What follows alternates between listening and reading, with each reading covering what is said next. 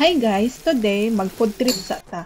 Ang menu nato kay samgyetang. Kung mag-craving ko og tinulang manok, unya kapoy ang lawas or kahilantanon ko aw arat na. So unsa ang samgyetang? Whole young chicken na gibutangan og glutinous rice sa sulod.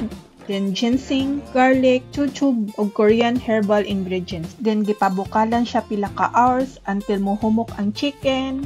Super healthy, flavorful ug comforting.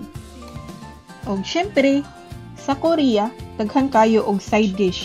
They call the banchan, like kimchi, pickled radish, ug uban pa. Makahatag jud siya og extra flavor sa imong meal. Kung i-compare na to sa ato ang tinulang manok, kay timplada na daan. Dayon, diretso na kaon.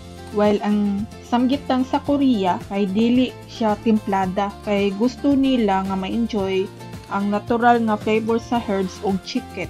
Unya, ikaw ray bahala magdugang og salt ug pepper. Depende ra sa imuhang taste. Unya, parisan dayon og makuli. Traditional alcohol pud na nila. Pero atik-atik ra gud na akong inom-inom. So mao na to.